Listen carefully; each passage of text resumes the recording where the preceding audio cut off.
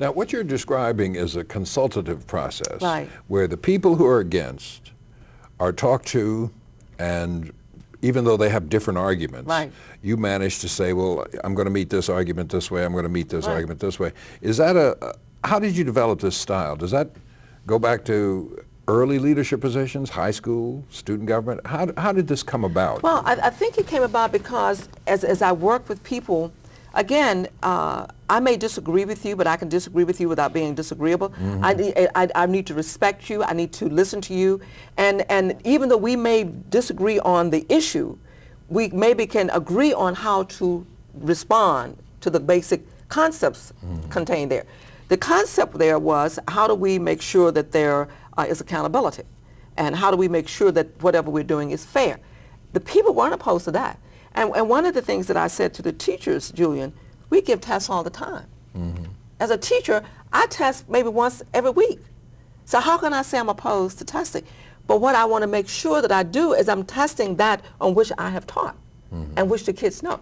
So I try to approach it from that perspective and not disrespect them because they don't agree with me, or because we maybe at this point in time have not decided how to move forward. But let's sit down and try to work it out. Let's sit down and try to figure out what it is we should do. The standards board was the perfect example. The minorities were very concerned. The black, and I say minorities because we have Hispanics and blacks and Asian. They were very concerned about what will be the impact of the national certification process on minority teachers. And what do we do about the rural areas and the urban areas where we have high concentration? And I said, well, first of all, this is a good idea. We supported it at the state level for 20 years. Now we're simply saying, let's look at it and let's deal with it at the national level. Let's make sure the resources are there. So NEA must make a commitment to the states and to the locals to provide support, resources, training, information, whatever we need to do. And then what I said, I think, and we're seeing this happen now, teachers who pass ought to be able to earn some more money.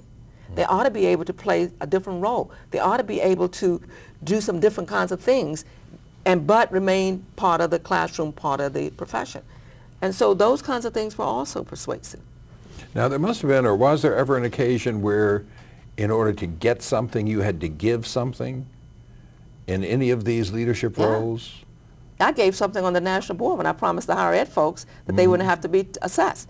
And interestingly, now that issue has come up again. And some of them are asking, why can't we go through this process? And they're beginning to ask, well, we're going to teach people how to become nationally certified. Should we not demonstrate we can't be nationally certified? You know, the whole process is give and take. Yeah. The whole process is give and take. You can't expect to win everything. The other thing that I learned in all of this, because you don't win all the time, rise above. You know, don't take it personally because somebody maybe didn't do what you want to do. And if you put 5 items out there, you know, most people are not going to win 5. But if you win 3, and which ones do you really want to win? So which ones are you willing to give up or to lose, and which ones are you going to fight to the death to win?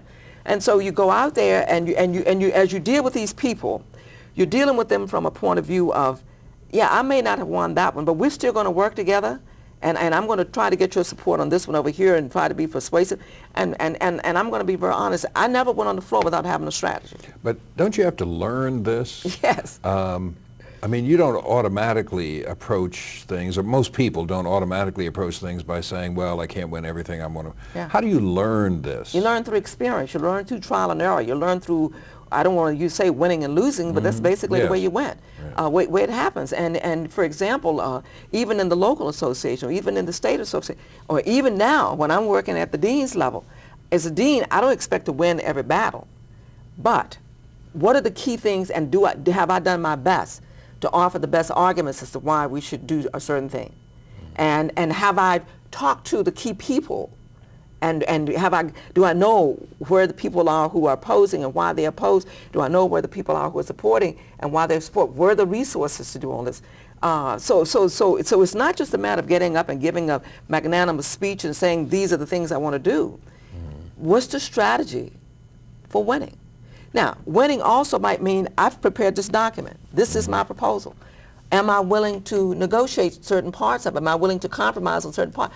Yes, as long as the basic idea is still there. And where you lose a lot of time is I'm not going to change anything. If it's not exactly as it is, I'm not going to change it. And that's where you lose. Or I'm not going to listen to you. That's where you lose. Or you get up and you put someone down. And then, you know, one of the things, I used to work with a parliamentarian, Hugh Cannon. And Hugh would say, Mary, whatever you do, be fair, listen, and don't ever think that you're so high above them that what they say is not worth listening to.